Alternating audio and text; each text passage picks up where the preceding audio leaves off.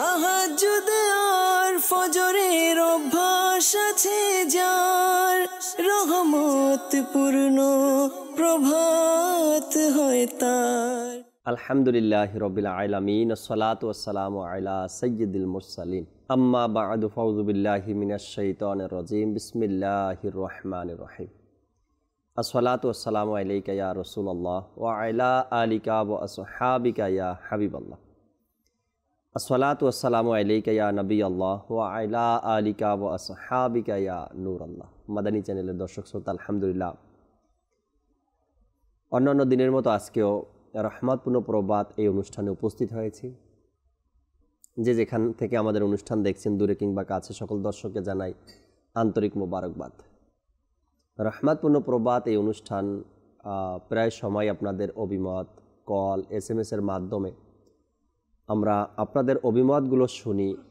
সকালে উঠেই মাদানী চ্যানেলের সাথে রহমতপূর্ণ প্রবাদ এই অনুষ্ঠানে যেমনিভাবে আমরা এখানে আল্লাহ ও তার রসুল সাল্লাল্লাহু তাআলা আলাইহি ওয়াসাল্লামের সানাখানি করি, প্রশংসা করি, হামদ নাতে রসুল মকবুল শুনি, তেমনিভাবে দিনের কিছু আলোচনা, ধর্মীয় কিছু জ্ঞানও আমরা এখান থেকে অর্জন করতে পারি, আলহামদুলিল্লাহ।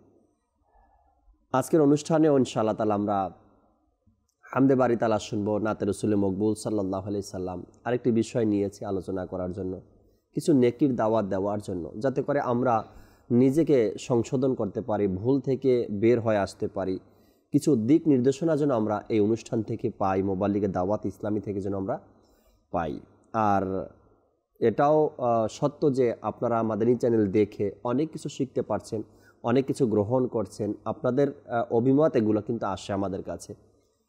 এই বিষয়গুলো জানা ছিল না, মাদানী চ্যানেলের মাধ্যমে জানলাম, শিখলাম, বুঝলাম, আমল করারও অনেকে চেষ্টা করছেন, আলহামদুলিল্লাহ। আজকের বিষয় কি নিয়েছি তাও জানাবো। আগে দুরুদ ও সালামের ফজিলত শ্রবণ করি। নবী আকরাম সাল্লাল্লাহু তাআলা আলাইহি ওয়াসাল্লামের আলিশান ফরমান, যে ব্যক্তি সকালে এবং সন্ধ্যায় আমার উপর 3 বার করে দুরূদ শরীফ পাঠ করবে, আল্লাহ তাআলা ওই ব্যক্তির ওই দিন ও রাতের গুনাহকে ক্ষমা করে দিবেন। যখন দিনের শুরু হয় 3 বার দুরুদ ও সালাম পাঠ করা, যখন রাতের শুরু হয় অর্থাৎ সকাল আর সন্ধ্যা, তো এটাকেই বোঝানো হয়। যখন সকাল হলো 3 বার দুরুদ ও সালাম, যখন সন্ধ্যা হলো 3 বার দুরুদ ও সালাম। একদম সহজ আমল মাগফিরাতের জন্য, একদম আসান কাজ, একদম আমাদের জন্য এর চাইতে আর কি সহজ কাজ আমরা খুঁজি, যে কারণে আমার মাগফিরাত হয়ে যাবে, ক্ষমা হয়ে যাবে, আমি নাজাত পেয়ে যাব, আমার গুনাহ মাফ হয়ে যাবে। এর চাইতে তো আর এমন কোনো আমল, এমন কোনো দেখছি না। তবে আমাদের উচিত যেন আমরা সকাল সন্ধ্যা দুরুদ ও সালাম নিজের জবানে জারি রাখি, যাতে করে এই হাদিসের উপর আমল হয়ে যায়, আর এ মোতাবেকই আমরা যেন সওয়াব অর্জন করতে পারি। আল্লাহ তাআলা তৌফিক দান করুক। সাল্লু আলাল হাবিব সাল্লাল্লাহু তাআলা আলা মুহাম্মদ সাল্লাল্লাহু তাআলা আলাইহি ওয়াসাল্লাম। দর্শক শ্রোতা, বিষয়টা একটু পরেই জানাবো আপনাদেরকে, কেননা আজকের বিষয় নিয়ে অনেক কথা আপনাদের সাথে, অনেক আলোচনা, অনেক কিছু জানবো আমরা। রফিক ভাই আজকে আমাদের সাথে আছেন। বিষয়টাও খুব চমৎকার, আমার পছন্দনীয়। যখন তৈরি করতে গেলাম বা এই বিষয়টা নিয়ে একটু কিতাব দেখলাম, তো অনেক কিছু পেলাম, আমি অনেক কিছু জানলাম, অনেক কিছু দেখলাম।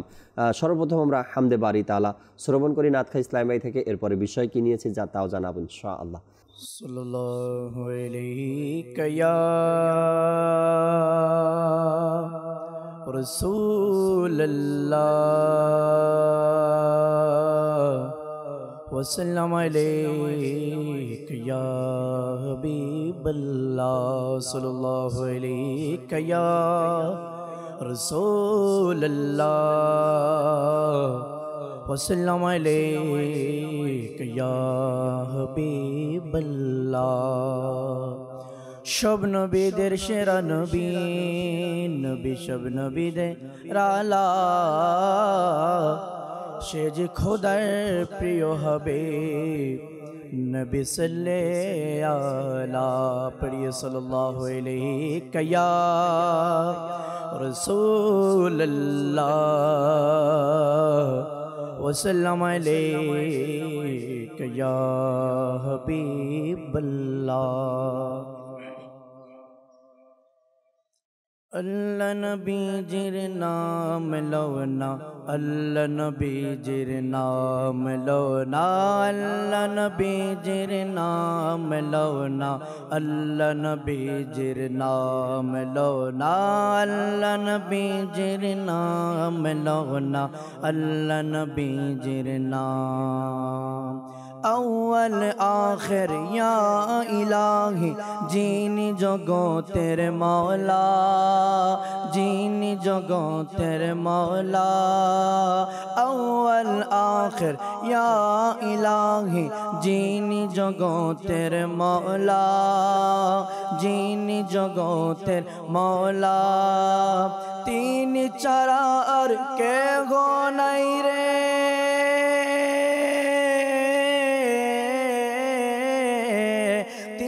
चारा और के गो नहीं रे, तीन चारा और के गो नहीं रे, तीन चारा और के गो नहीं रे।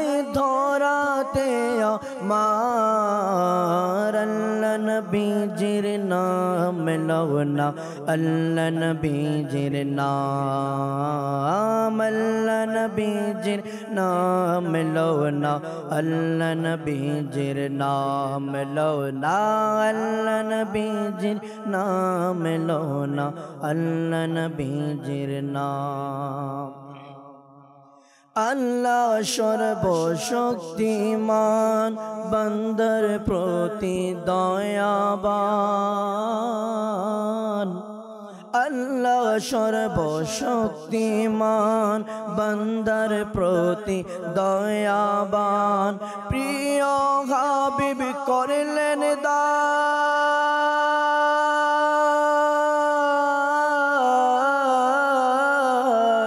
प्रिय हाबिब करलेन दान, प्रिय हाबिब करलेन दान।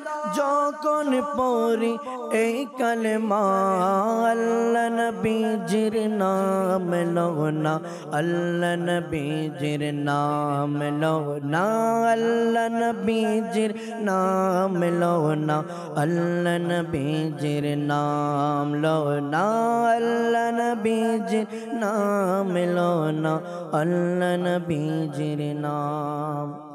রাতে আধার কেটে যায়, পাখিরা জিকির শোনায়। রাতের যখন আধার কেটে যায়, পাখিরা জিকির শোনায়, পাখিরা জিকির শোনায়, পাখিরা জিকির শোনায়। জিকির শোনায় হাওয়া প্রভাতে,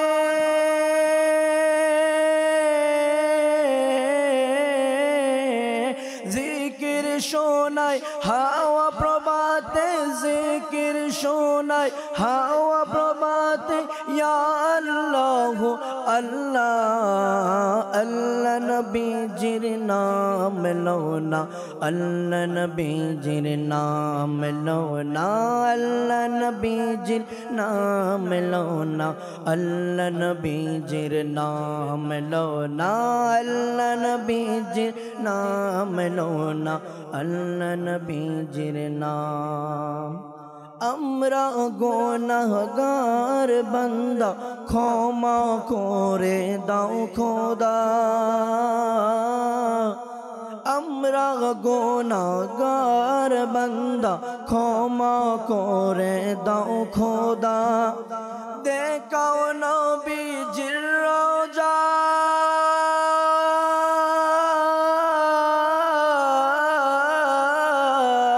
দেখাও নবীজির রওজা, দেখাও নবীজির রওজা। সে তাই পড়ি এই কালেমা আল্লাহ নবীজির নাম লো না, আল্লাহ নবীজির নাম লো না, আল্লাহ নবীজির নাম লো না, আল্লাহ নবীজির নাম লো না, আল্লাহ নবীজির নাম লো না, আল্লাহ নবীজির নাম।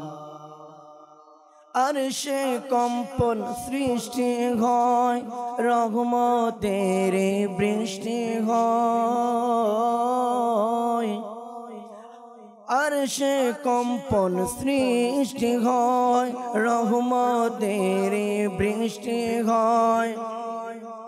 কুদরতের দৃষ্টি হয়,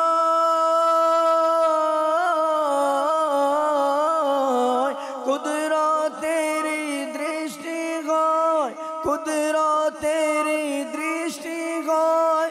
যখন পড়ি এই কলমা, আল্লাহ নবীজির নাম লো না, আল্লাহ নবীজির নাম লো না, আল্লাহ নবীজির নাম লো না, আল্লাহ নবীজির নাম লো না, আল্লাহ নবীজির নাম লো না, আল্লাহ নবীজির নাম। দয়াল আল্লাহ দয়া করো, নসিব করো মদিনা। ইয়া রাসূলুল্লাহ ইয়া হাবিবাল্লাহ। দয়াল আল্লাহ দয়া করো, নসিব করো মদিনা। নূর নবীকে না দেখাইয়া,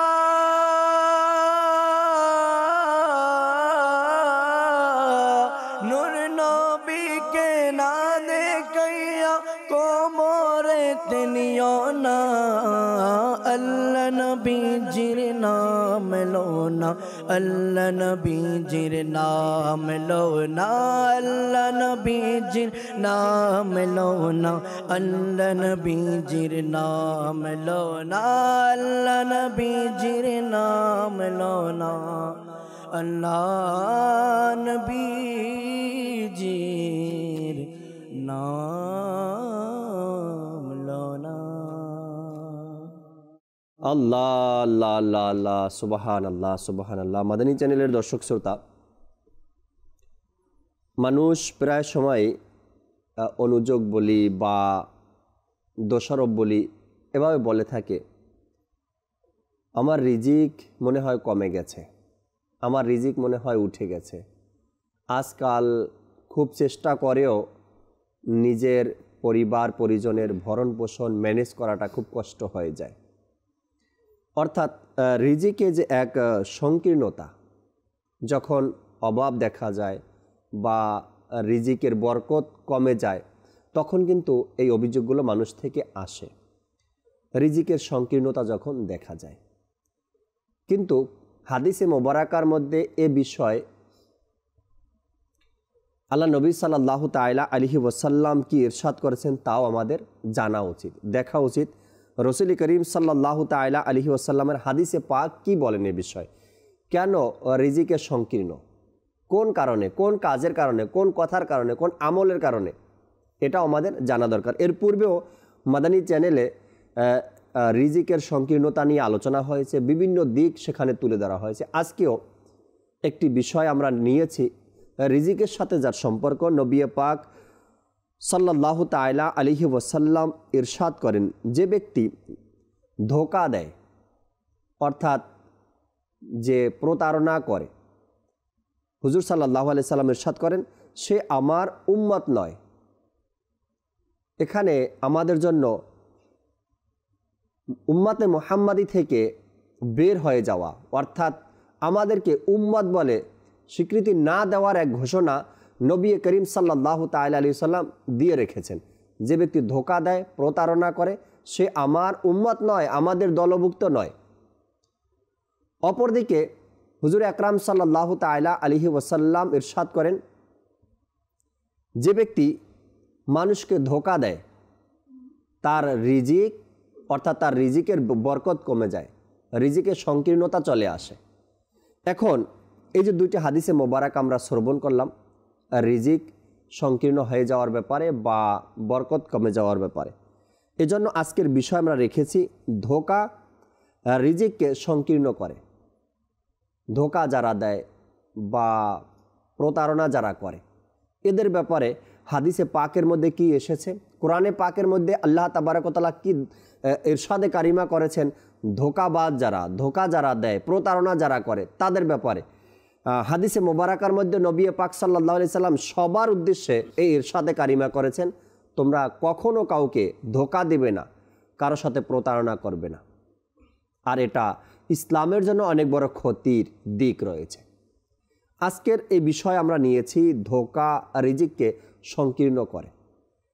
আমাদেরকে জানতে হবে এবং জানার পরে এই বিষয়টার উপরে আমল করতে হবে, যাতে করে আমরা এই মহা বিপদ থেকে বা এই রোগ থেকে আমরা নিজেকে বাঁচাতে পারি। ধোকা কেমন কষ্টকর এক বিষয়, যে ধোকা খায় সে বুঝে, প্রতারণার ফাঁদে যারা পড়ে তারা বুঝে প্রতারণার ফাঁদে পড়লে কতটা কষ্ট তার লাগে, কিন্তু যারা প্রতারণা দেয় বা যারা ধোকা দেয় তাদের ওই বিষয়টা আর ফিল হয় না যে আমি ধোকা দিয়েছি বা ক্ষতি কেমন হয়েছে, এটা বুঝে আসে না। রফিক ভাই আজ আমাদের সাথে আছেন আলহামদুলিল্লাহ, মোবালিকে দাওয়াত ইসলামী, তার থেকে আমরা ধোকা রিজিককে সংকীর্ণ করে এ বিষয়ে কিছু মাদানী ফুল শ্রবণ করবো। এরপরে দর্শক আপনাদের কল SMS-গুলো নেওয়ার চেষ্টা করব, অনুষ্ঠানে নাতে রসুলে মকবুল সাল্লাল্লাহু তাআলা আলাইহি ওয়াসাল্লামও শোনাবো। রফিক ভাই, আজ সমাজের চতুর্দিকে যদি তাকাই, সমাজের দিকে তাকালে আপনি একেবারে ছোট ছোট বিষয়গুলো দেখেন যেন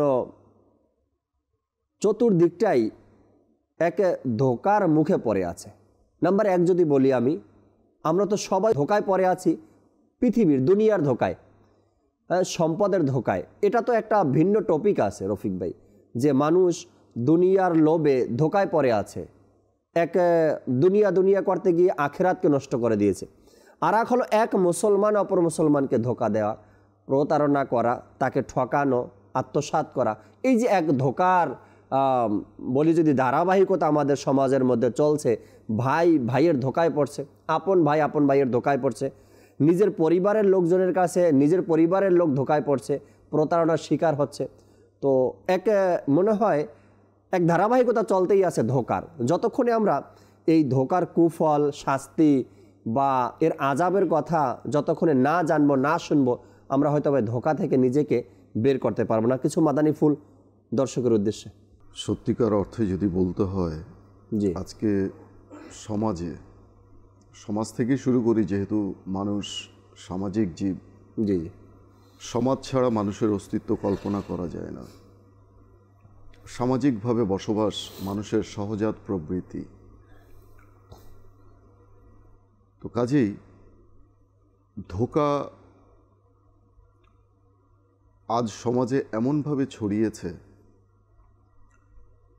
এক কথায় যদি বলি যে আমরা টোটালি একটা ধোঁকার প্যাকেজের ভিতরে, মোড়কের ভিতরে আমরা আবদ্ধ রয়েছি। সেটা কিভাবে? স্বামী স্ত্রীর ধোঁকা থেকে শুরু করে, সম্পর্কের ধোঁকা থেকে শুরু করে, সবাই না, কিন্তু হচ্ছে অহরহ ঘটনা। জি জি, সম্পর্কের মধ্যে ধোঁকা,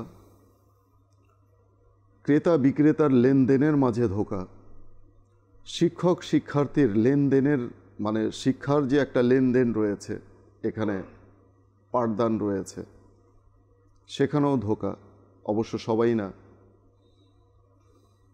তারপর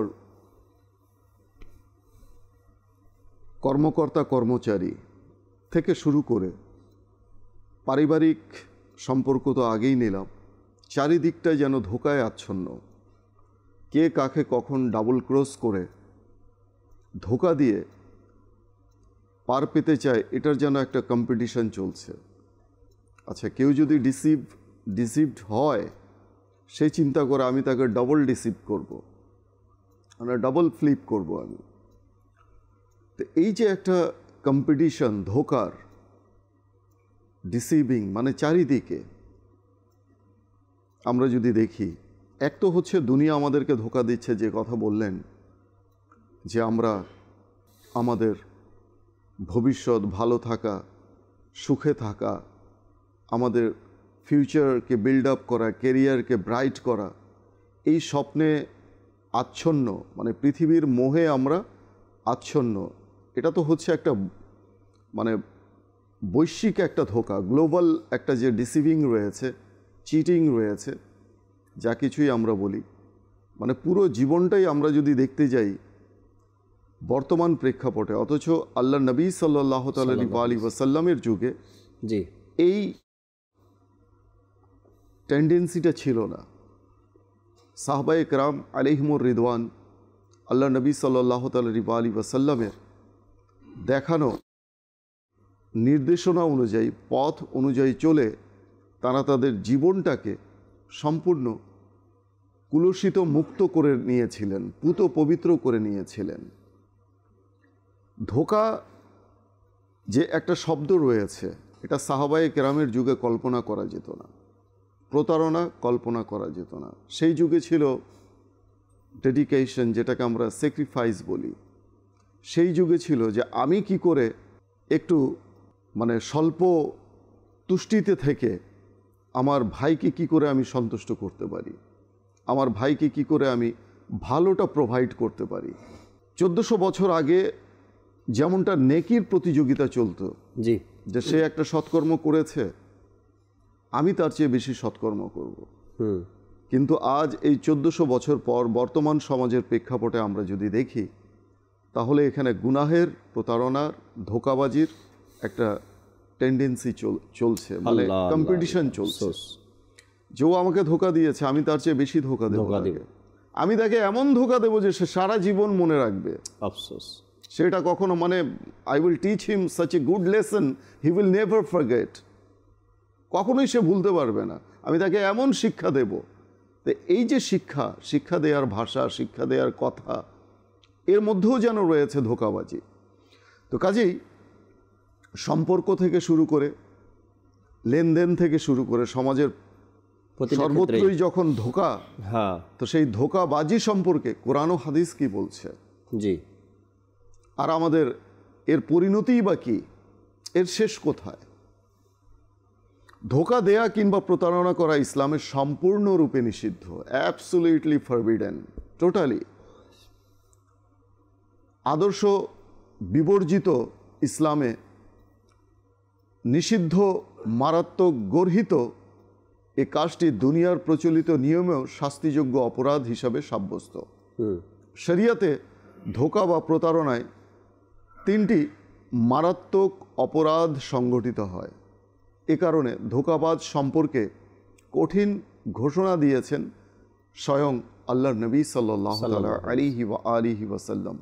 একাধিক হাদিসে পাকে বর্ণিত, যেমনটি মুসলিম শরীফে বর্ণিত রয়েছে, নবী করিম সাল্লাল্লাহু আলাইহি ওয়াসাল্লাম ইরশাদ করেছেন, মান গশ্বানা ফালাইসা মিন্না, মান গশ্বানা, যে আমাদের ধোঁকা দেয়, ফালাইসা মিন্না, সে আমাদের অন্তর্ভুক্ত নয়। He who deceives us doesn't belong to us, অর্থাৎ যে ধোঁকা দেয় সে আমাদের অন্তর্ভুক্ত নয়। তা আল্লাহ নবী সাল্লাল্লাহু আলাইহি ওয়াসাল্লাম যদি আমাদের উম্মতি মুহাম্মাদি থেকে খারিজ করে দেন, বের করে দেন, বহিষ্কার করে দেন, আমাদের ঠিকানা কোথায় হবে? আমরা কোথায় গিয়ে আমরা দস্তক দিব, নক করব?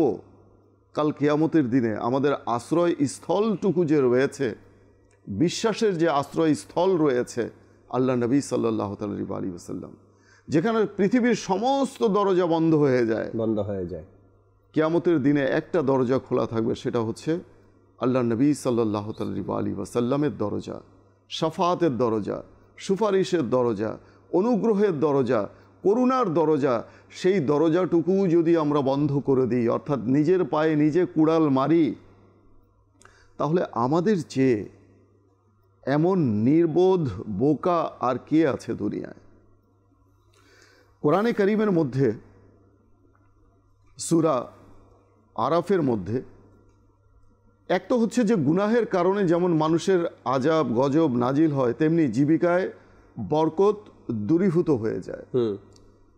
আজকে আমরা দেখছি যে মানুষ চারিদিকে উপার্জন তো করছে, 50,000 60,000 টাকা মাসে অনেকেই ইনকাম করে। একটা ভালো লেভেলে যারা রয়েছে, কর্মজীবী যারা রয়েছে, 70-80 হাজার টাকাও বেতন পাচ্ছে। মাস শেষে দেখা যাচ্ছে যে সেই অন্য ব্যক্তির কাছে 2,000 4,000 5,000 টাকা ধার চাচ্ছে। এই যে একটা বরকতহীনতা, এটা কেন হচ্ছে? সূরা আরাফে আয়াত নম্বর 96 মহান আল্লাহ তাআলা ইরশাদ করেন, যদি সেসব জনপদের অধিবাসীরা ঈমান আনত ও তাকওয়া অবলম্বন করত, তাহলে আমি তাদের জন্য আকাশমণ্ডলী ও পৃথিবীর বরকত অর্থাৎ কল্যাণ ও প্রাচুর্য উন্মুক্ত করে দিতাম। আল্লাহ আল্লাহ। কিন্তু তারা প্রত্যাখ্যান করেছিল, সুতরাং তাদের কৃতকর্মের জন্য তাদের শাস্তি দিয়েছি। বনী ইসরাইলের জি। ঘটনার কথা এখানে উদ্ধৃত করা হয়েছে। একটা জিনিস যদি আমরা চিন্তা করি জাকির ভাই, যে মানুষ ধোঁকা কেন দেয়? সে ধোঁকা প্রাপ্ত হয় বিধায় সে ধোঁকা দেয়। কার ধোঁকা থেকে সে ধোঁকা প্রাপ্ত হয়? শয়তানের ধোঁকায় ধোঁকা প্রাপ্ত হয়। শয়তান তাকে ধোঁকা দেয় যে তুমি যদি তোমার লেনদেনের ক্ষেত্রে তুমি যদি কারচুপি করো, তাহলে তোমার 2 পয়সা সেভ হবে, তুমি লাভবান হবে। ধোঁকা দিচ্ছে শয়তান। তুমি যদি হক হালালির সাথে ব্যবসা করো, তাহলে তোমার এই ব্যবসা ডিস্ট্রয় হয়ে যাবে, ধ্বংস হয়ে যাবে। তুমি যদি তোমার যে শিক্ষার্থী রয়েছে তাকে যদি তুমি যে 1 ঘন্টা তোমার সাথে যে কন্ট্রাক্ট হয়েছিল যে আমি 1 ঘন্টা পড়াবো, এই 1 ঘন্টার জায়গায় তুমি যদি একটু কম পড়িয়ে আরও এক জায়গায় যদি একটা টিউশন করতে পারো, তাহলে তোমার 2 পয়সা সেভ হবে। আর তুমি যদি ফুল সময়টা একেই দিয়ে দাও, তাহলে তো তোমার সময় চলে যাবে, তোমার তো আয় উন্নতি হবে না। এই যে শয়তানের একটা ধোঁকা, মানে কনসেপ্ট, শয়তান যে পুশ করে দেয়, পুশিং করে দেয় মানুষের ব্রেনের মধ্যে, ধোঁকা দিচ্ছে মানুষকে। লোভ, লালসা, ভালো থাকার একটা হচ্ছে ভালো থাকার আমরা স্বপ্ন দেখতেই পারি, কিন্তু সেটা হালাল পথে কেন, হারাম পথ আমাকে কেন অবলম্বন করতে হবে? তো শয়তান আমাদেরকে ধোঁকা দিচ্ছে যে তোমার আয়ুষ্কাল তো খুবই কম, রাইট? তুমি এই স্বল্প সময়ের মধ্যে যতটুকু করতে পারো, যতটুকু কামাই করতে পারো করে নাও। কাউকে ধোঁকা দিয়ে হোক, কাউকে ঠকিয়ে হোক, তোমাকে ভালো থাকতে হবে। কেননা আজ যদি বাজার মূল্য বেড়ে যায়, দেশের মধ্যে যদি আকালি পড়ে যায়, দুর্ভিক্ষ লেগে যায়, তোমার ঘরে যেন খাদ্যশস্যের অভাব না হয়, তোমার পরিবার যেন ভালো থাকে। সবাই যেখানে দুর্ভিক্ষের মধ্যে নিপতিত হয়ে যাবে, যখন তুমি যেন খেয়ে পরে বেঁচে থাকতে পারো। এই যে একটা ভয় দেখানো, আশঙ্কা সৃষ্টি করা শয়তানের পক্ষ থেকে, যার কারণে মানুষ দুর্নীতি করতে মানে উদ্যত হয়, আগ্রহী তখন। তো কাজেই গুনাহের কারণে যেমন মানুষের আজাব গজব নাজিল হয়, তেমনি জীবিকার মধ্যেও বরকত দূরীভূত হয়ে যায়। আল্লাহ। হারাম উপায়ে সম্পদ অর্জন করলে তার বরকত দূরীভূত হয়ে যায়। মুসলিম শরীফের হাদিসে বর্ণিত রয়েছে, রাসূলুল্লাহ সাল্লাল্লাহু তাআলা আলাইহি ওয়া আলিহি ওয়াসাল্লাম ইরশাদ করেন, যে ব্যক্তি সঙ্গত পন্থায় সম্পদ অর্জন করে, মানে হালাল উপায়ে, তাকে বরকত দান করা হয়। আর যে ব্যক্তি অসঙ্গত পন্থায় অর্থাৎ অবৈধ উপায়ে সম্পদ অর্জন করে, সে এমন ব্যক্তির ন্যায় যে আহার তো করে কিন্তু কখনো তৃপ্ত হয় না। আহার করছে কিন্তু তৃপ্ত হচ্ছে না। আপনি দেখুন, একটা পান পাত্র, তার মধ্যে যদি একটা ফুটো থাকে, ওই পাত্রের মধ্যে পানি ঢালা হবে, কিন্তু ওই পাত্র দিয়ে পানি বের হতেই থাকবে। ওই পাত্র জীবনে ভরবে না, রাইট? তো আমি পরিতৃপ্ত হতে পারছি না কেন, স্যাটিসফাইড হতে পারছি না কেন? আল্লাহর প্রদত্ত নিয়ামত, আল্লাহর প্রদত্ত জীবিকায় আমি স্যাটিসফাইড হতে পারছি না, পরিপূর্ণ তৃপ্ত হতে পারছি না। তার একমাত্র কারণ হচ্ছে যে আমরা হালাল হারামের কোনো তোয়াক্কা করছি না। কেউ উৎকোচ দিচ্ছে, আজ আমার একটা ভালো পদে আমি আসীন রয়েছি, অপেক্ষায় আছি যে কি করে, কোত্থেকে অসাধু উপায়ে আমার 2 পয়সা ইনকাম হবে। আমার যে মাসিক যে একটা জীবিকা রয়েছে, মান্থলি যে একটা ইনকাম রয়েছে, স্যালারি রয়েছে, সেটার দিকে আমি তাকাচ্ছি না। আমার আরো চাই। অর্থাৎ যেভাবেই হোক, হালাল হোক কিংবা হারাম হোক, আমার আরো চাই। মানুষ যখন হারাম উপায়ের উপরে সন্তুষ্ট থাকে, জাকির ভাই, বাহ, আল্লাহ তাআলা তো আমার প্রতি খুবই প্রসন্ন, হারাম পেয়ে। হ্যাঁ, আহা, আমার তো মানে তখন সে হালাল আর হারামের হিতাহিত জ্ঞান থাকে না। তো যখন সে অসৎ উপায়ে উপার্জনের উপরে সে স্যাটিসফাইড থাকে যে আল্লাহ আমার উপরে খুবই প্রসন্ন, যে আমার তো দরজা খুলে দিয়েছে, তখন আল্লাহ তাআলা তার জন্য হারামের যত দরজা আছে খুলে দেয়, যে কামাই করো, কত করবে, আমার কাছে তো আসতে হবেই, ফিরে আসতে, কারণ তুমি হারামের কামাইয়ের উপরেই তুমি সন্তুষ্ট, তো কামাই করো। আল্লাহ তাআলার প্রতি যে একটা খৌফে খোদা, একটা ভরসা, আস্থা, সেটা তখন উঠে যায়। আল্লাহ। তো কাজেই মানুষের সঙ্গে প্রতারণা করলে এবং তাদের ধোঁকা দিলে সম্পদের বরকত যেমন চলে যায়, এটা বুখারী শরীফের হাদিসও রয়েছে, যেমনটি আল্লাহর নবী সাল্লাল্লাহু আলাইহি ওয়াসাল্লাম ইরশাদ করেন যে ক্রেতা বিক্রেতা যতক্ষণ পর্যন্ত বিচ্ছিন্ন না হয় ততক্ষণ তাদের ইখতিয়ার রয়েছে ক্রয় বিক্রয় সম্পন্ন করাকে বাতিল করা। একজন ক্রয় বিক্রয়, যে ক্রেতা ক্রয় করলো, যতক্ষণ পর্যন্ত সে আলাদা না হলো ততক্ষণ পর্যন্ত তার ইখতিয়ার রয়েছে, সে একটা জিনিস নিয়ে বলতেই পারে ভাই আমি এটা নিতে পারছি না, এটা নিয়ে নেন।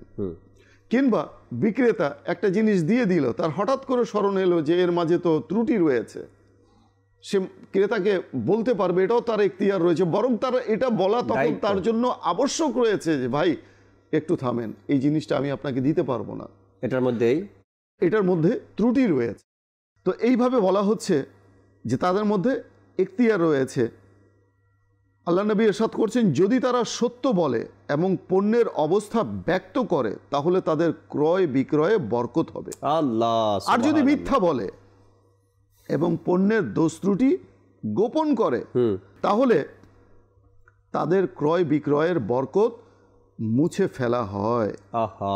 কেননা পণ্যের দোষ ত্রুটি গোপন করে তা বিক্রি করা ক্রেতাকে ধোঁকা দেওয়ার শামিল, যার কারণে সম্পদের বরকত উঠে যায়। আসলে দর্শক শ্রোতা, অনেকেই এই ধোঁকার মুখোমুখি হচ্ছে, জেনে না জেনে, বুঝে না বুঝে। যখন সে বাড়িতে ফেরে, বাসায় আসে, ব্যাগ ভর্তি মার্কেট নিয়ে আসে, যখন বাড়িতে এসে মার্কেটগুলো দেখে বা কাপড় চোপড় যাই সে কিনছে, এরপরে এখানে এসে সে অনুশোচনা করে আর ভাবে কার দোকানে গেলাম, কোথায় গেলাম, এই দোকানে আর যাওয়া যাবে না, আমাকে ধোঁকা দিয়েছে বা আমার সাথে প্রতারণা করেছে। কিন্তু ওই ব্যক্তি তো ওখানে বসে দেখে না বা এতটা খেয়ালও করা যায় না। যখন কেউ মার্কেটে যায়, দোকানে যায়, রফিক ভাই যে বিষয়টা তুলে ধরলেন যে কেনা বেচার ব্যাপারে যে ধোঁকা খায় মানুষ, বিক্রেতা তো জেনে শুনে কোনো না কোনো মালের মধ্যে ভুল রয়েছে এগুলো দিয়ে দেয়। বিক্রেতা যখন বাড়িতে নিয়ে যায় তখন যে তার থেকে একটা অভিশাপ আসে, তার থেকে যে এক কষ্টের একটা নিঃশ্বাস যে সে ছাড়ে, দেখো আমি এত হাজার টাকা দিয়ে এই পণ্যটা নিলাম কিন্তু সে আমাকে খারাপ একটা জিনিস ধরিয়ে দিল। এমন প্রতারণা হাজারো মানুষ হচ্ছে, হাজারো মানুষের অভিমত পাওয়া যাবে যদি এই প্রতারণা, এই ধোঁকার ব্যাপারে আপনাদের অভিমত নেওয়া হয়। তো কারা করছে এই কাজ? আমাদের সমাজের কিছু লোক করছে, আমাদের দেশের কিছু লোক করছে। তাদের জন্য আজকে নেকির দাওয়াত, আমরা ধোঁকা থেকে নিজেকে বাঁচাই, আমি যেন কাউকে ধোঁকা না দিই। মনে রাখবেন, আজ আপনি দুনিয়ার মানুষকে অন্ধ, তাকে মনে করছেন সে কিছু বুঝে না, তাকে ধোঁকা দিয়ে দিয়েছেন। একদিন আসবে আপনাকে কেউ ধোঁকা দেবে, আপনি বুঝতেও পারবেন না। সেই সময়ের অপেক্ষায় আপনাকে থাকতে হবে। সে যে ধরনের হোক না কেন আর যে ধরনের লোককেই ধোঁকা দিক না কেন, ওই ধোঁকার ফলাফল তার কাছেও আসবে, ফিরে এসেও একদিন ধোঁকা এভাবে খাবে। আমরা নাতে রসুল মকবুল সাল্লাল্লাহু তাআলা আলাইহি সাল্লাম শুনি, এরপরে দর্শক আপনাদের সাথে কথা বলবো। ফেসবুক যারা আছেন তাদের নামগুলো পড়ার চেষ্টা করবো। সাল্লু আলাল হাবিব সাল্লাল্লাহু তাআলা আলা মুহাম্মদ। যার প্রিয় নাম মুস্তাফা সাল্লাল্লাহু আলা মুহাম্মাদিন, যার প্রিয় নাম মুস্তাফা, যার প্রিয় নাম মুস্তাফা সাল্লাল্লাহু আলা মুহাম্মাদিন, তারই তোরে পেলাম খোদা, তারই তোরে পেলাম খোদা সাল্লাল্লাহু আলা মুহাম্মাদিন। রুহুল আমিন গেলেন রয়ে, নবী গেলেন আরশ পানে। রুহুল আমিন গেলেন রয়ে, নবী গেলেন আরশ পানে। আরশে আযম দিল সারা, আরশে আযম দিল সারা। সাল্লে আলা মুহাম্মাদিন, যার প্রিয় নাম মুস্তাফা। সাল্লে আলা মুহাম্মাদিন। বিপদ তাহার দূর হয়েছে, ভাগ্য তাহার খুলে গেছে। বিপদ তাহার দূর হয়েছে, ভাগ্য তাহার খুলে গেছে। যে পড়েছে এ ওয়াজিফা, যে পড়েছে এ ওয়াজিফা। সাল্লে আলা মুহাম্মাদিন, যার প্রিয় নাম মুস্তাফা, যার প্রিয় নাম মুস্তাফা। সাল্লে আলা মুহাম্মাদিন। যখন ফেরেশতা কবরে নবীর চেহারা দেখাবে, যখন ফেরেশতা কবরে নবীর চেহারা দেখাবে। পড়ি যেন এ ওয়াজিফা, পড়ি যেন এ ওয়াজিফা। সাল্লে আলা মুহাম্মাদিন, যার প্রিয় নাম মুস্তাফা। সাল্লে আলা মুহাম্মাদিন। দেহ পিঞ্জর হতে আমার, আত্মা যখন নেবে বিদায়। দেহ পিঞ্জর হতে আমার, আত্মা যখন নেবে বিদায়। মুখে যেন তাকে খোদা, মুখে যেন থাকে খোদা। সাল্লে আলা মুহাম্মাদিন, যার প্রিয় নাম মুস্তাফা, যার প্রিয় নাম মুস্তাফা। সাল্লে আলা মুহাম্মাদিন। এমন রোগী যার নেলাত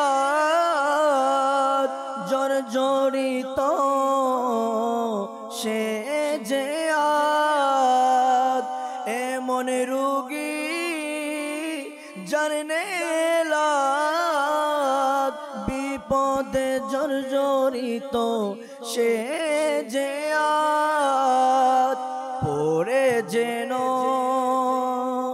সে সর্বদা পড়ে যেন, সে সর্বদা সাল্লে আলা মুহাম্মাদিন, যার প্রিয় নাম মুস্তাফা সাল্লে আলা মুহাম্মাদিন, তারই তোরে পেলাম খোদা সাল্লে আলা মুহাম্মাদিন। সালিক যেন হাসর মাঠে প্রিয় নবীর চরণ ধরে, সালিক যেন হাসর মাঠে প্রিয় নবীর চরণ ধরে, বলে যেন সে তাই খোদা, বলেন যেন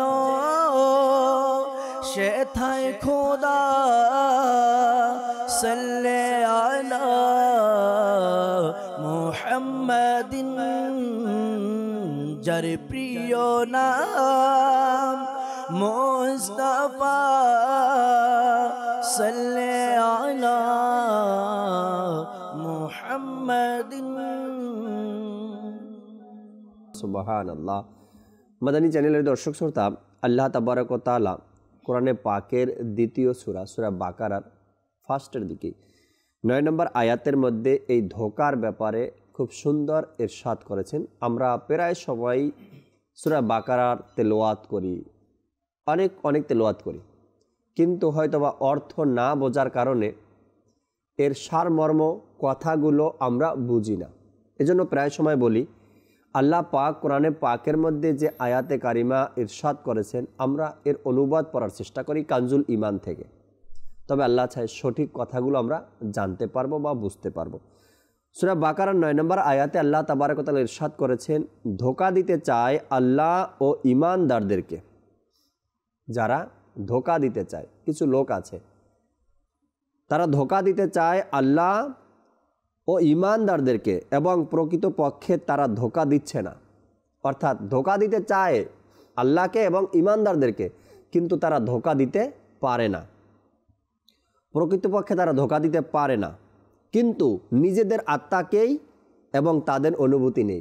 ধোঁকা তারা নিজেরাই খায়, কিন্তু তাদের কোনো অনুভূতি নেই, নিজেরাই ধোঁকার মধ্যে রয়েছে, সেটা নিজেরা বুঝতেই পারে না। কোনো ব্যক্তি ধোঁকা দিতে পেরে মনে করে আমি কাউকে ধোঁকা দিয়েছি, কিন্তু আল্লাহ তাবারক ওয়া তাআলা কোরআনে বলেন সে ধোঁকা দিতে পারলো না, নিজে ধোঁকার মধ্যে পড়ে গেল। আচ্ছা, এক ব্যক্তিকে আপনি ধোঁকা দিয়েছেন, ভাবেন মনে মনে আমি তাকে ধোঁকা দিয়ে দিলাম, আমি তার সাথে প্রতারণা করলাম, সে বুঝতেও পারলো না, সে বুঝতে পারেনি আপনার প্রতারণায় প্রতারিত হয়ে সে ব্যক্তি ধৈর্য ধারণ করলো, আল্লাহ তাআলা তাকে তার সওয়াব দান করলো। সে প্রতারিত হয়ে ধৈর্য ধারণ করলো।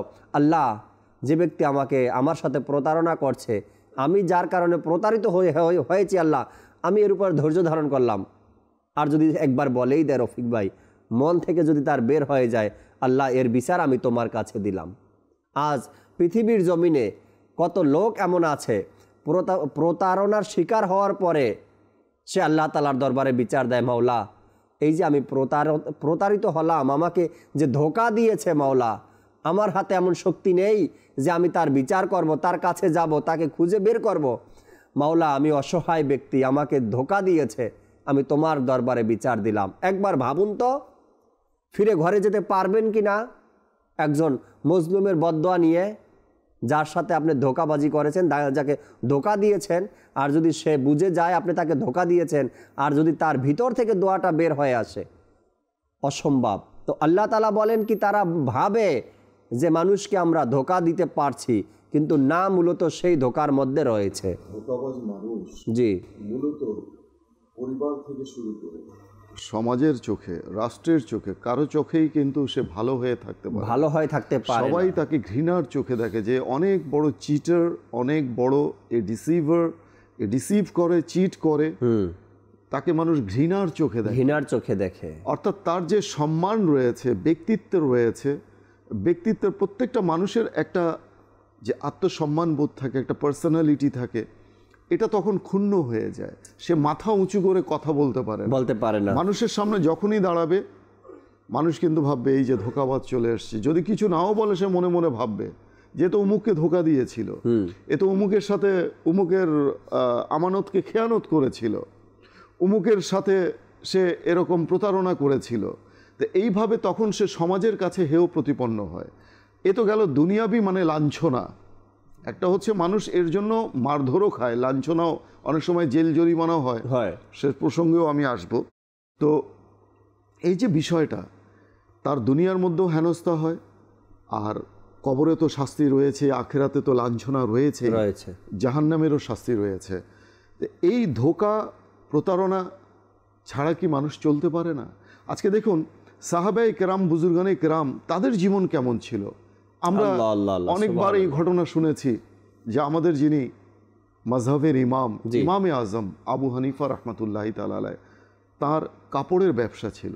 তিনি তার যে স্টাফ ছিল, তার কর্মচারী ছিল, তাকে তিনি দায়িত্ব দিলেন যে তুমি এই কাপড় বিক্রি করবে, তবে হ্যাঁ, এর মধ্যে এতটুকু অংশ ত্রুটি রয়েছে, যাকে বিক্রি করবে তাকে অবশ্যই জানিয়ে দিবে, বলে দিবে, এবং এর যা মূল্য হয় তা নিয়ে আসবে। তো তাকে একটা নির্ধারণও করে দিলেন যে এতর মধ্যে হলে এই কাপড়টা তুমি ছেড়ে দিয়ে দিও। এখন সে কর্মচারী যখন কাপড়টা বিক্রি করে নিয়ে এলো, তখন দেখা গেল যে সে তার যে এক্সপেকটেশন ছিল, বা তিনি যে মূল্যটা নির্ধারণ করে দিয়েছিলেন যে এত হলে এই কাপড়টা তুমি সেল করে দিও, এখন তার চেয়েও বেশি ওই কর্মচারী টাকা নিয়ে এসেছে। তখন ইমামে আজম রাহমাতুল্লাহি তাআলা আলাইহি বললেন যে তুমি কি ওই ক্রেতাকে বলেছিলে যে এই কাপড়ের মধ্যে ত্রুটি আছে? তখন সেলার বলল যে না, আমি তো বলিনি। তখন ইমামে আজম রাহমাতুল্লাহি তাআলা আলাইহি বললেন, কাপড়ের ওই ত্রুটির অংশটুকু বাদ দিয়ে যে মূল্যটুকু নির্ধারণ হয় সেটা রেখে বাড়তি মূল্যটুকু বললেন যে তাকে ফেরত দিয়ে এসো। আল্লাহ আল্লাহ আল্লাহ। তো এই যে অবস্থা, মানে তাকে জানান দিতে হবে, অন্যথায় এই কাপড় তাকে তার কাছ থেকে নিয়ে এসো। তো বুজুর্গানে কেরামের কেমন চিন্তাধারা ছিল, মাইন্ডসেট কেমন ছিল, আর আজকে আমাদের মাইন্ডসেট কেমন? আল্লাহ নবী সাল্লাল্লাহু আলাইহি ওয়াসাল্লাম কোথাও যাচ্ছিলেন, মুসলিম ও মিশকাত শরীফের মধ্যে এই হাদিসটি উদ্ধৃত করা হয়েছে। হযরত সাইয়েদনা আবু হুরায়রা রাদিয়াল্লাহু তাআলা আনহু থেকে বর্ণিত যে একদিন রাসূলুল্লাহ সাল্লাল্লাহু আলাইহি ওয়াসাল্লাম একটি খাদ্যশস্যের স্তূপের পাশ দিয়ে অতিক্রম করে যাচ্ছিলেন। এমত অবস্থায় তাতে হাত তিনি প্রবেশ করালেন, হাত ঢুকিয়ে দিলেন স্তূপের ভেতরে। তো তার হাত যে রয়েছে, আল্লাহ নবী সাল্লাল্লাহু আলাইহি ওয়াসাল্লামের হাত মুবারকে ভেজা অনুভূত হলো, সিক্ত, ভেজা ছিল সেই খাদ্যশস্যের ভিতরে। তখন তিনি সাল্লাল্লাহু আলাইহি ওয়াসাল্লাম স্তূপের যে মালিক ছিল, সেই খাদ্যশস্যের মালিক ছিল, তাকে জিজ্ঞাসা করলেন যে এটি এমন কেন, মানে এই খাদ্যশস্যের মাঝে ভিতরে ভেজা কেন? তদুত্তরে সেই খাদ্যশস্যের মালিক বলল, হে আল্লাহ রাসূল সাল্লাল্লাহু আলাইহি ওয়াসাল্লাম, বৃষ্টির কারণে এরূপ হয়েছে। এ কথা শুনে আল্লাহ নবী সাল্লাল্লাহু আলাইহি ওয়াসাল্লাম ইরশাদ করলেন, তুমি ভেজা শস্য উপরে রাখলে না কেন? যখন বৃষ্টির কারণে এমন হয়েই গেল, তো ভেজা শস্যটাকে উপরে রাখতে, শুকনো যেটা শুকিয়ে রয়েছে সেটাকে ভিতরে রাখতে। যারা এই শস্য কিনে নেবে এর প্রকৃত অবস্থা তারা দেখতে পেত, অর্থাৎ প্রতারিত হতো না। যে প্রতারণা করে বা ধোঁকা দেয় সে আমার উম্মতের মধ্যে গণ্য হবে না। এই যে আল্লাহ নবী সাল্লাল্লাহু আলাইহি ওয়াসাল্লাম যে ইরশাদ করলেন, শিখিয়ে দিলেন উম্মতকে যে এভাবে নয় এভাবে। আজকে আমরা দেখুন জাকির ভাই, সব কিছু আমরা ভালো বুঝি, একটা জিনিস ক্রয় করতে যাব 14 বার সেটাকে যাচাই করি, একটা সম্পর্ক করতে যাব, ছেলে বিয়ে দেব কিংবা মেয়ে বিয়ে দেব, 14 বার সেটাকে ঘাঁটাঘাঁটি করি, স্পাইয়ের মতো, গুপ্তচরের মতো তথ্য লাগে, দেখো ছেলে কি করে। ছেলের এমন কোনো চারিত্রিক কোনো দোষ তো নেই যার কারণে আমার মেয়ে ধোঁকায় পড়তে পারে। অর্থাৎ নেয়ার ক্ষেত্রে আমরা কতটা চতুর, কতটা চালাক হয়ে যাই, কিন্তু যখন দেয়ার ক্ষেত্রে তখন টোটালটাই বোকা বনে যাই, বোকা বনে থাকি। কিছু বোকা নই আমরা, কিন্তু বোকা বনে থাকি, যেন আমার ত্রুটি সম্পন্ন সেই বস্তু হোক কিংবা ব্যক্তি হোক কিংবা পণ্য হোক চলে যেন যায়, সেটা যেন চলে যায়। যে মানে হোয়াট এ মাইন্ডসেট, আমাদের কি চিন্তাধারা, যে আমরা যে কোনো ভাবে আমরা লাভবান হতে চাই, ক্রয় করার ক্ষেত্র, বিক্রয়ের ক্ষেত্র, মানে দুই দিক থেকে উইন উইন সিচুয়েশন না, শুধু নিজের ক্ষেত্রেই আমরা যেন সর্বাবস্থায়, মানে everywhere, every time, all the time আমরা যেন গেইনার হয়ে যাই। এই মাইন্ডসেট, দুনিয়াতে তো আমরা গেইনার হব, কিন্তু আখিরাত আমার বরবাদ হয়ে যাবে, সেখানে এমন বরবাদ হব। জাকির ভাই, কিতাবের মধ্যে এসেছে যে আখিরাতে না আছে, না থাকবে দিনার আর না থাকবে দিরহাম, সেখানে কি করে এটা পরিশোধ হবে? আপন নেকি যে রয়েছে যতটুকুই আমরা, এক তো হচ্ছে নেকির মধ্যে রিয়াকারি, লৌকিকতা, নেকির মধ্যে দুনিয়াবি খেয়াল, নেকির মানে নেকির যে একটা ডেফিনেশন রয়েছে, সংজ্ঞা রয়েছে, সেই সংজ্ঞায় যদি আমরা আমাদের ইবাদত বন্দেগীকে সংজ্ঞায়িত করি, তাহলে আমাদের নেকির অবস্থা কি? একবার আমরা চিন্তা করে দেখি, কিছুই টিকবে না, যে সেই নেকির মধ্যে কতটুকু ইখলাস ছিল, কতটুকু খোদা ভীরুতা ছিল। আর ধোকা দিতে গিয়ে ধোকাবাজ, ধোকা যারা দেয়, এদের নেকি বা কতটুকু পরিপূর্ণতা রয়েছে? এরপর যতটুকুই করেছে সেই নেকি কিন্তু তাকে দিয়ে দিতে হবে। কাকে? যাকে সে ধোকা দিয়েছে। এমত অবস্থায় যখন দেখা যাবে যে না, নেকিও শূন্য, সমান সমান হচ্ছে না, শোধ হচ্ছে না, পরিশোধ হচ্ছে না, তখন ওই পাওনাদার ব্যক্তির গুনাহকে ওই ধোকাবাজের মাথার উপরে দিয়ে চাপিয়ে দেওয়া হবে এবং ওই সহকারে তাকে জাহান্নামে নিক্ষেপ করা হবে। এই যখন অবস্থা, মাদানী চ্যানেলের দর্শক ও শ্রোতা, আমরা কোথায় আছি? মানে হোয়াট ইজ আওয়ার পজিশন? একবার আমরা চিন্তা করি যে আমাদের অবস্থানটা কোথায়। রাইট, এটার তওবা করা উচিত আমাদেরকে, অবশ্যই তওবা করা উচিত। তওবার সাথে সাথে এই ধোঁকা থেকে আমাদেরকে বের হয়। দর্শকের কিছু কল শুনবো আমরা ইনশাআল্লাহ তাআলা, এরপরে ধোঁকা নিয়ে আরো কিছু কথা বলবো আমরা। জি, কল শুনিয়ে দিন। আমার নাম মোহাম্মদ সজীব, মহিষাদি বাড়ি। আজকের অনুষ্ঠান আমার কাছে খুব ভালো লাগে। আল্লাহ তাআলা এমন একটি মাদানী চ্যানেল দিয়েছে, প্রত্যেকটি প্রোগ্রামই খুব ভালো লাগে। আমি দেখি, আমার ফ্যামিলিও দেখে, আমি মানুষকে দেখার জন্য উৎসাহ করি। আল্লাহ তাআলা আপনাদের সকলকে কবুল করুক। আমিন আমিন, আল্লাহ তাআলা কবুল করেন। পরবর্তী কল দেন। আমার নাম সাদিয়া হোসেন, পঞ্চগড় কামারপাড়া থেকে আরজ করছি। আমি এখন মাদানী চ্যানেল বাংলা দেখতেছি, আমার খুব ভালো লাগে। জাকির আঙ্কেল, আপনার সবাই কেমন আছেন? আমি একটি নাচি হলো অতি শীতল হাওয়া মদিনা। মাশাআল্লাহ মাশাআল্লাহ, শোনাবো, সাথেই থাকুন। আমিও ভালো আছি আলহামদুলিল্লাহ, আল্লাহ তাআলার দয়ায়। আশা রাখি আপনারাও ভালো আছেন। পরবর্তী কল দেন। মোহাম্মদ মেহেরাজ হোসেন, কুমিল্লা থেকে। আমি আপনাদের মাদানী অনুষ্ঠান চ্যানেলটা দেখছি, আমার কাছে অনেক ভালো লাগছে। সপ্তাহে দেখার চেষ্টা করি, আপনাদের কথাগুলা খুব ভালো লাগতেছিল। আমার জন্য দোয়া করবেন, আমি যেন সবসময় মাদানী চ্যানেল দেখতে পারি। আমিন আমিন, আল্লাহ কবুল করেন। সবসময় মাদানী চ্যানেল দেখুন, দোয়া করুন। পরবর্তী কল। বলছি নরাইল থেকে, না চিনতে যাই সারিবদ্ধ হয়ে। ইনশাআল্লাহ তাআলা, সাথে থাকুন। পরবর্তী কল। আমার নাম মোহাম্মদ ইউসুফ। আজকের অনুষ্ঠানটি আমার কাছে অনেক ভালো লাগে। এই অনুষ্ঠানের উপস্থাপক ও মোবাল্লিককে আমার পক্ষ থেকে ধন্যবাদ, এবং মাদানী চ্যানেলের সকল কলা কৌশলকেও আমার পক্ষ থেকে ধন্যবাদ। মাদানী চ্যানেলকেও আল্লাহ দীর্ঘ জীবন। মাশাআল্লাহ, শুকরিয়া সাথে থাকার জন্য, উৎসাহ প্রদান করার জন্য। পরবর্তী কল দেন। কুমিল্লা থেকে বলছিলাম, আমার নাম রবিউল হাসান। ভালোবাসি নবীকে, এই নাতে রাসূলটা শুনতে যাচ্ছিলাম। ইনশাআল্লাহ তাআলা, সাথেই থাকুন। পরবর্তী কল।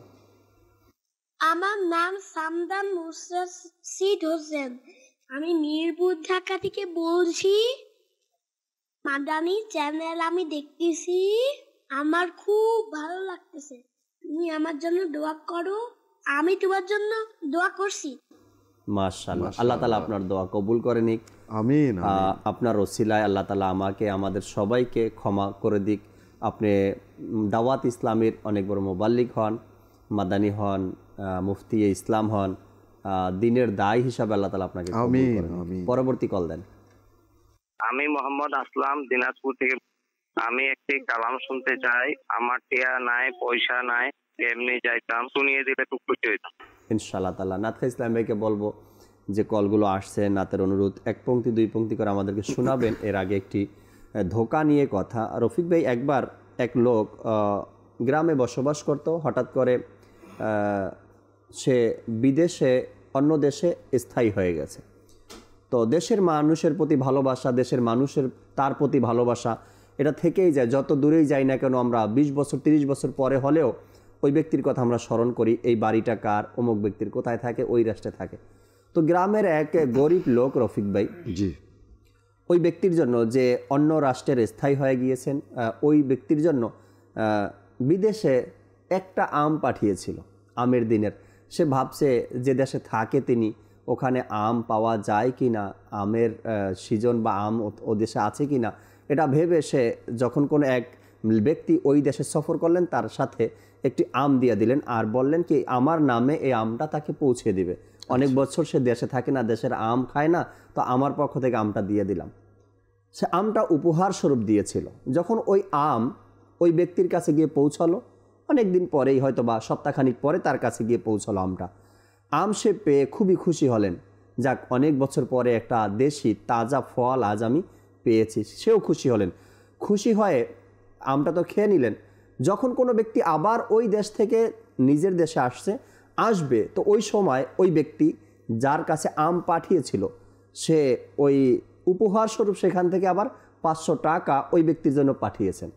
বলেন যে আপনি দেশে যাবেন, এই টাকাটা অমুক ব্যক্তিকে দিবেন, আমার প্রতিবেশী, আমাকে খুব মহব্বত করে, খুব ভালোবাসে, এই 500 টাকা আমার পক্ষ থেকে তাকে উপহার স্বরূপ। ওই প্রবাসী ভাই যখন আসতেছে টাকা নিয়ে, সে ভাবলো একটা আমের দাম কি আর 500 টাকা হয়, যাক এখান থেকে 250 টাকা আমি রেখে দিই, আর 250 টাকা তাকে দিয়ে দেব। সে যখন দেশে আসলো, দেশে এসে ওই গ্রামের লোক ছিল না, সে যেই গ্রামের ওই লোকের বাড়ি অন্য গ্রামে ছিল। সে যখন দেশে আসলো, ওই গ্রামের এক লোকের সাথে দেখা, বলল আপনাদের গ্রামের এক লোক প্রবাসীতে থাকে অনেক বছর ধরে, ওখানে সে বাড়ি গাড়ি করে নিয়েছে, তো তার গ্রামের একজন গরিব লোক, নাম এটা, সে একটা আম পাঠিয়েছিল তার জন্য, ওই আমের জন্য সে 250 টাকা এই আপনি তাকে পৌঁছে দিয়ে।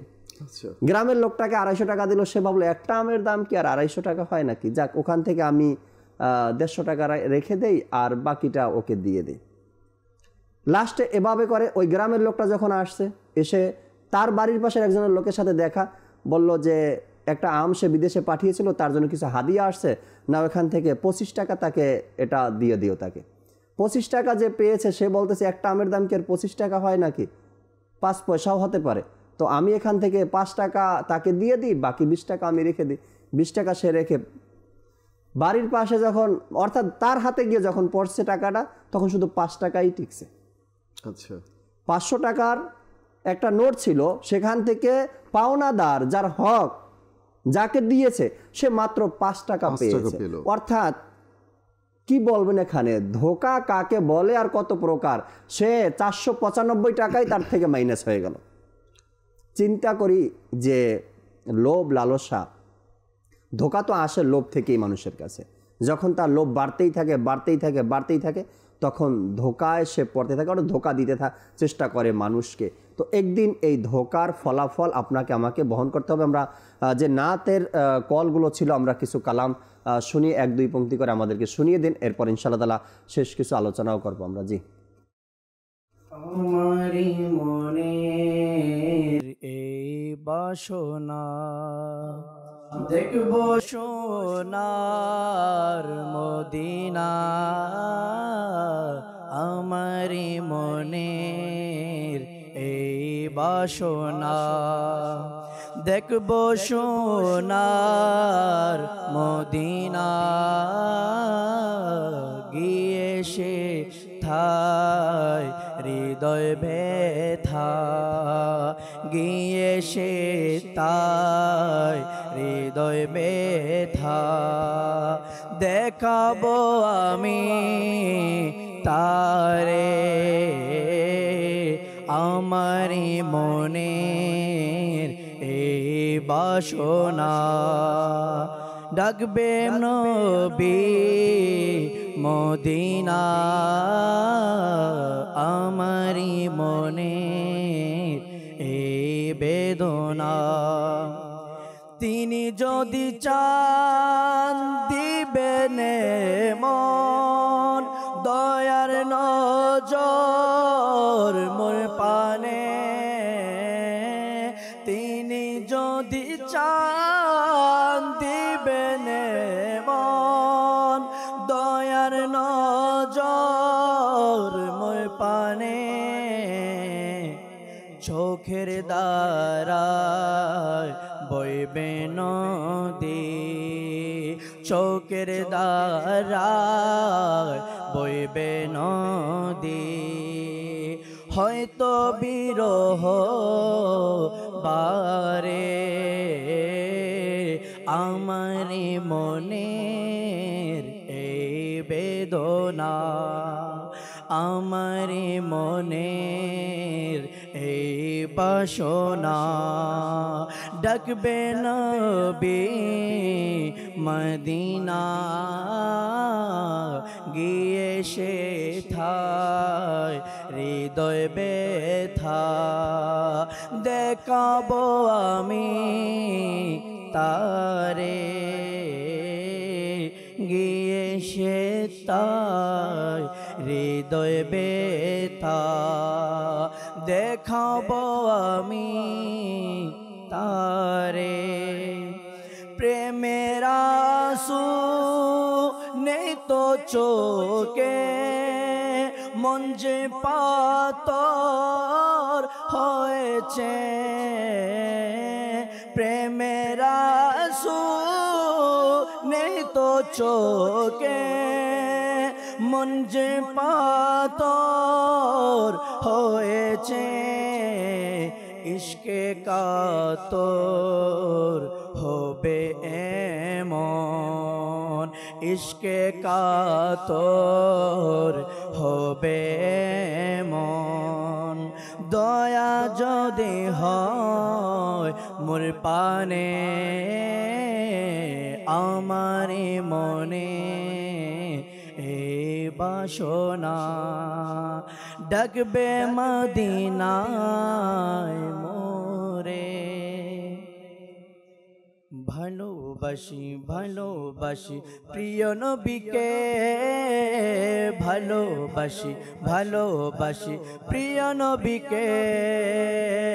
আমরা আল্লাহ আর নবীকে ভালোবাসি, আমরা আল্লাহ আর নবীকে ভালোবাসি। তাই তো মোরা জান্নাতের অধিকারী। ভালোবাসি ভালোবাসি প্রিয় নবীকে, ভালোবাসি ভালোবাসি প্রিয় নবীকে। আবু বকর ওমর উসমান আলী, আবু বকর ওমর উসমান আলী। সব সাহাবীকে মোরা ভালোবাসি, ভালোবাসি ভালোবাসি প্রিয় নবীকে, ভালোবাসি ভালোবাসি প্রিয় নবীকে। প্রিয় নবী হাসান হুসেন ফাতেমা আলী, পাক পঞ্জাতনকে মোরা ভালোবাসি। প্রিয় নবী হাসান হুসেন ফাতেমা আলী, পাক পঞ্জাতনকে মোরা ভালোবাসি। ভালোবাসি ভালোবাসি প্রিয় নবীকে, ভালোবাসি ভালোবাসি প্রিয় নবীকে। इमदाद कुन ज़बंद गम आज़ाद कुन, दर्दीनो दुनिया शाद कुन, दर्दीनो दुनिया शाद कुन। या गौसे या आज़म दस्तगीर इमदाद कुन ज़बंदे गम आज़ाद कुन दर्दीनो दुनिया शाद कुन दर्दीनो दुनिया शाद कुन या गौसे आज़म दस्तगीर इमदाद कुन औलियाদের গর্ব তুমি ইয়া গৌসে আজম দস্তগীর औलियाদের গর্ব তুমি ইয়া গৌসে আজম দস্তগীর সুফি গণের ইমাম তুমি ইয়া গৌসে আজম দস্তগীর ইমদাদ কুন ज़बंदे गम आज़ाद कुन दर्दीनो दुनिया शाद कुन दर्दीनो दुनिया शाद कुन या गौसे आज़म दस्तगीर इमदाद कुन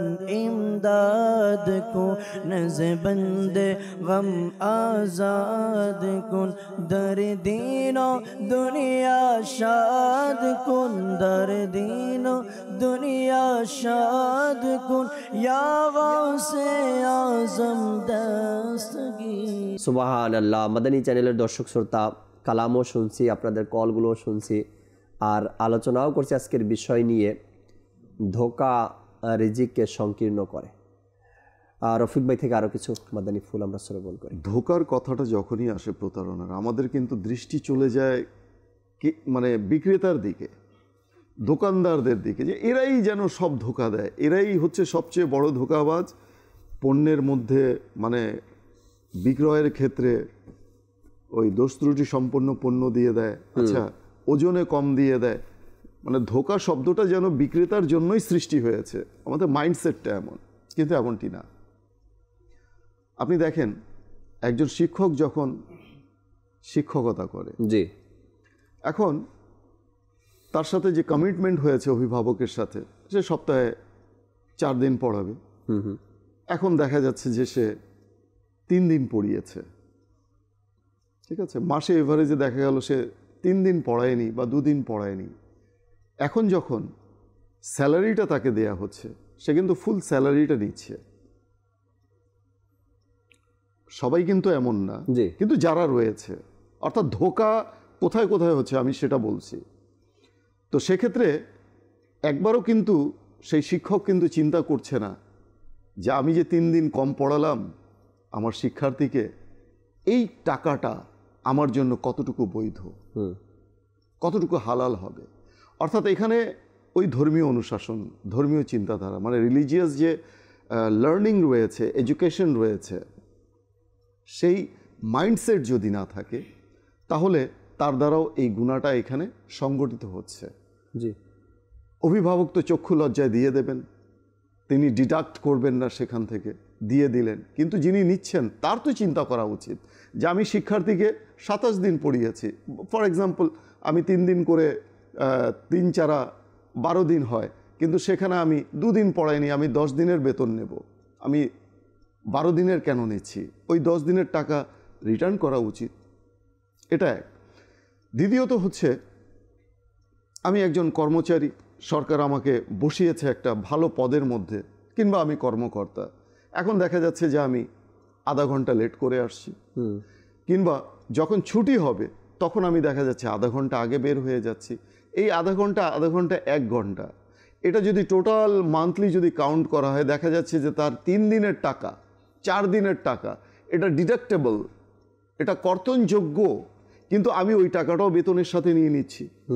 সবাই না, যারা করে। জি, এখন তার সেই ইনকামটা পরিপূর্ণরূপে বৈধ হলো নাকি অবৈধ হলো? এখানে কর্মচারী কর্মকর্তাকে ধোঁকা দিচ্ছে, শিক্ষক শিক্ষার্থীকে ধোঁকা দিচ্ছে, আবার পক্ষান্তরে শিক্ষার্থী শিক্ষককে ধোঁকা দিচ্ছে, যে পাঠদান দেওয়ার কথা ছিল, যে পাঠ মানে কমপ্লিট করে লেসনটা দেওয়ার কথা ছিল, সে দিচ্ছে না, সে মিথ্যা বলে অসুস্থ না, বললো আমি অসুস্থ। এইভাবে প্রত্যেকটা ক্ষেত্রে জি জি ধোঁকা চলছে। তো এখানে মানুষের একটাই মাইন্ডসেট হওয়া উচিত যে আমি ধোঁকা দেব না, আমি ব্যক্তিগত দিক থেকে আমি সৎ হব। সৎ যদি আজকে আমি নাও থাকি, আজকে আমি তওবা করি, রাইট, এখন থেকে আমি সৎ হব, এখন থেকে আমি সৎ হওয়ার প্র্যাকটিস করতে সমস্যাটা কোথায়? সমস্যা তো নেই। তো কাজেই ব্যক্তিগত জীবন থেকে রাষ্ট্র পর্যায়ে প্রত্যেকটা মানুষ যদি ব্যক্তিগত জীবনে সৎ হয়, তাহলে কিন্তু এই সমাজ থেকে দুর্নীতি চলে যাবে, এই সমাজ থেকে সুদ ঘুষ এর লেনদেন চলে যাবে, প্রত্যেকটা জিনিস সমাজ হয়ে যাবে শান্তিপূর্ণ। দেখুন হাদিসে পাকে বর্ণিত, আল্লাহ নবী ইরশাদ করেন, তিরমিজি শরীফের হাদিস, যে বাজারে আসার আগেই অল্প দামে কেনার জন্য ব্যবসায়ী কাফেলার সঙ্গে সাক্ষাৎ করা, সলা পরামর্শ করা কোনোভাবেই করা যাবে না।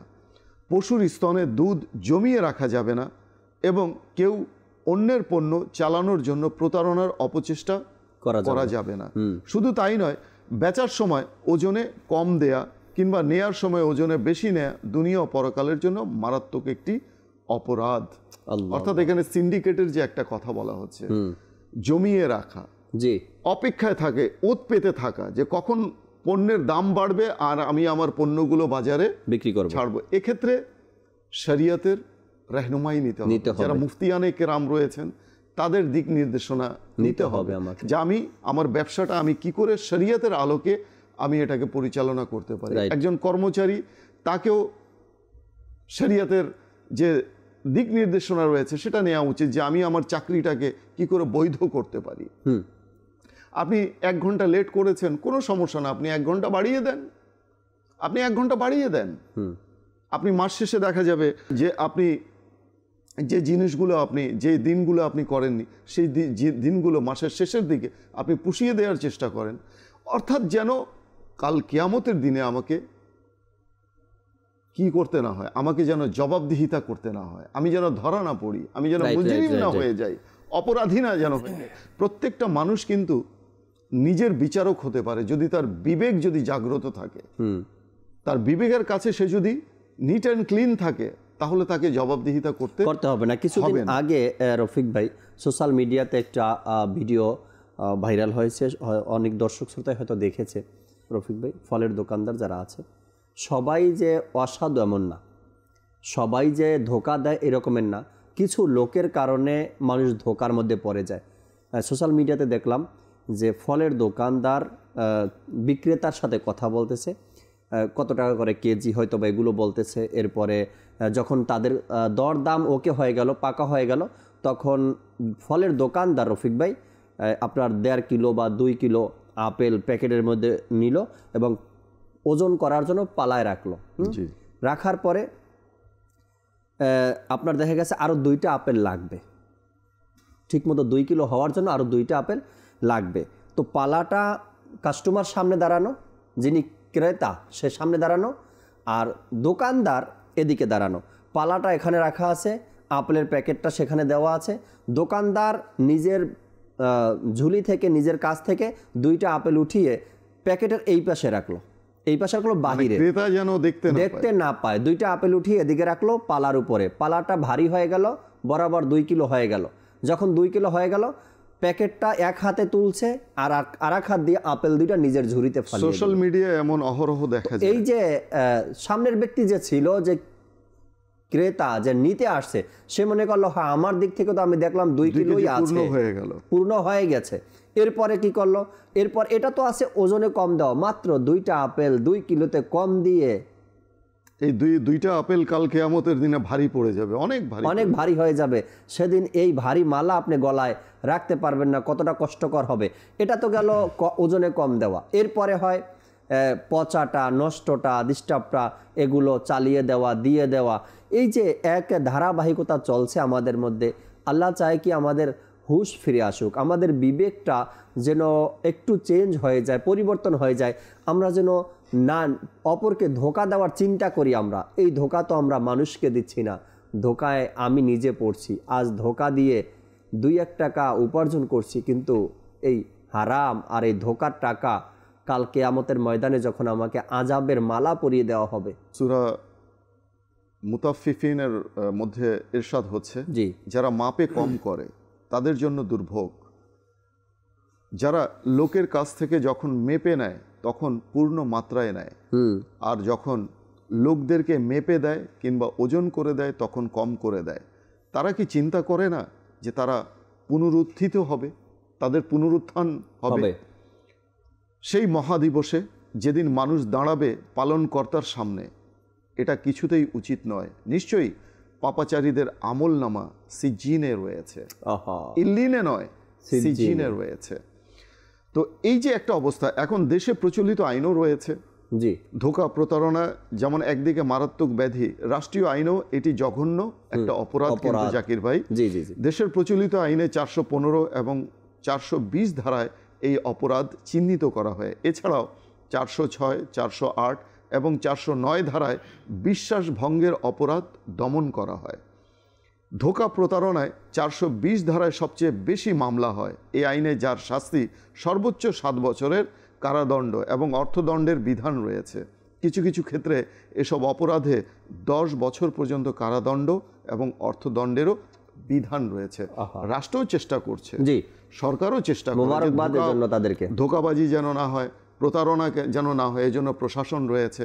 তা আমার কথা হলো যে যেখানে প্রশাসন নেই, যেখানে কোনো দুনিয়াবি কোনো আইন কানুন নেই, সেখানে আমি কি করছি মানুষের সাথে? জি, পুলিশ দেখছে না, প্রশাসন দেখছে না, কিন্তু একজন তো দেখছে, সেই রব তাআলা যিনি আমাকে সৃষ্টি করেছেন, তার কাছে আমাকে আমি কি জবাব দেব? এই চিন্তাধারা যতদিন না মানুষের মাঝে সৃষ্টি হবে যে কেউ দেখছেন না, আল্লাহ তাআলা। দেশের সরকার তো চেষ্টা করছেন, আইন বানিয়ে দিয়েছেন, কিন্তু যাদের উপর পর্দা পড়ে আছে তাদেরটা তো প্রশাসন দেখছে না। মানুষকে চেক দেয়া কিন্তু সম্ভব নয় আমার নিজের থেকে, যতক্ষণে আমি ফ্রেশ না হব। তো কাজেই এর যে শাস্তি কি রয়েছে, জি দেখুন, মুসনাদে বাজ্জার কিতাবে বর্ণিত নবী পাক সাল্লাল্লাহু আলাইহি ওয়াসাল্লাম ইরশাদ করেছেন, ধোঁকাবাজ ও প্রতারক জাহান্নামী।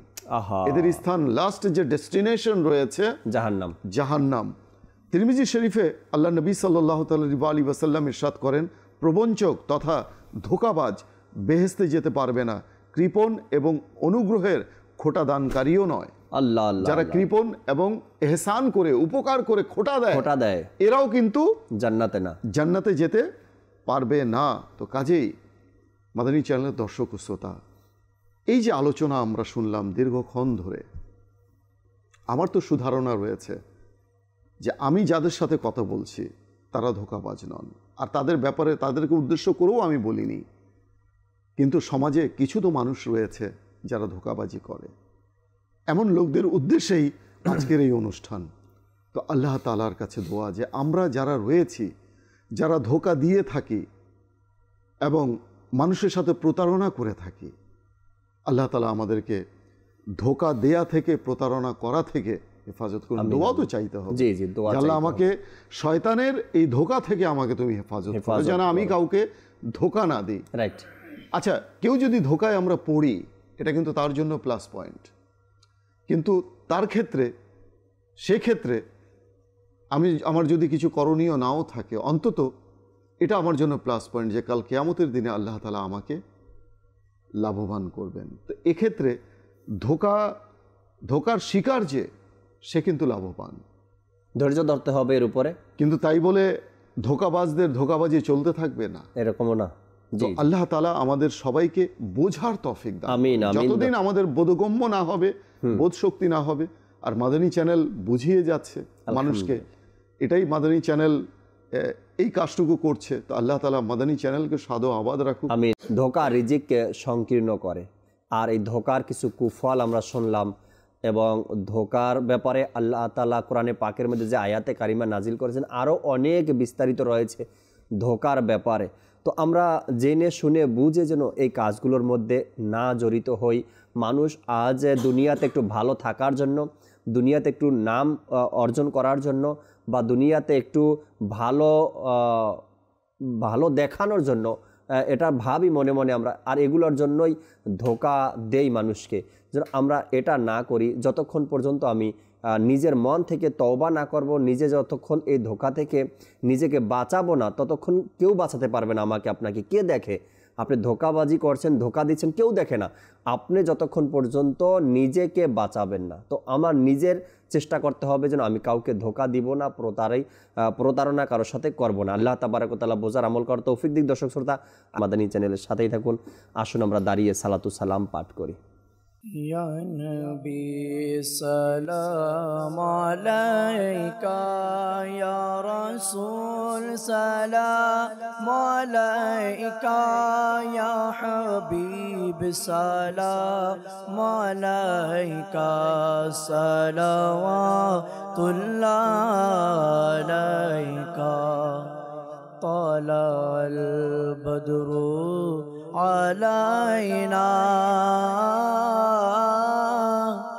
من ثنية الوداع وجب الشكر علينا ما دعا لله داعي يا نبي سلام عليك يا رسول سلام عليك يا حبيب سلام عليك صلوات الله عليك আমারি মনের বেদনা বোঝাইলে কেহ বোঝে না, শোনাইলে কেহ শোনে না। শোনেন গো শাহে মদিনা, ইয়া নবী সালাম আলাইকা, ইয়া রাসূল সালাম আলাইকা, ইয়া হাবিব সালাম আলাইকা, সালাওয়াতুল্লাহ আলাইকা। मुस्तफ़ा जान रहमत बिला को सलाम, शम्अ बज़े में हिदायत बिला को सलाम। मुस्तफ़ा जान रहमत बिला को सलाम, शम्अ बज़े में हिदायत बिला को सलाम। गौसे आज़म इमाम तका वन्नका, गौसे आज़म इमाम तका वन्नका, जलवे शान कुदरत पेला को सलाम। मुस्तफ़ा जान रहमत पेला को सलाम, शम्अ बज़े में हिदायत पेला को सलाम। डाल दी क़ल्ब में अज़मत मुस्तफ़ा, डाल दी क़ल्ब में अज़मत मुस्तफ़ा, सैयदी आला हज़रत पेला को सलाम। मुस्तफ़ा जान रहमत पेला को सलाम, शम्अ बज़े में हिदायत पेला को सलाम। फैज़ से जिनके लाखों नमाज़ी बने, फैज़ से जिनके लाखों इमाम में सजे, उस अमीर अहले सुन्नत पेला को सलाम।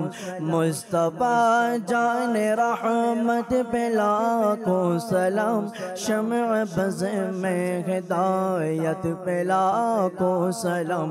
मुस्तफ़ा जान रहमत पेला को सलाम, शम्अ बज़े में हिदायत पेला को सलाम। अस्सलातु वस्सलामु अलैका या रसूलल्लाह व अला आलिका व अस्हाबिका या हबीबल्लाह। सुब्हानक अल्लाहुम्मा व बिहम्दिका ला इलाहा इल्ला अंता अस्तगफिरुका व अतूबु इलैक। सुब्हानक अल्लाहुम्मा व बिहम्दिका ला इलाहा इल्ला अंता अस्तगफिरुका व अतूबु इलैक। सुब्हानक अल्लाहुम्मा व बिहम्दिका ला इलाहा इल्ला अंता अस्तगफिरुका व अतूबु इलैक। अस्सलातु वस्सलामु अलैका या नबी अल्लाह व अला आलिका व अस्हाबिका या नूर अल्लाह।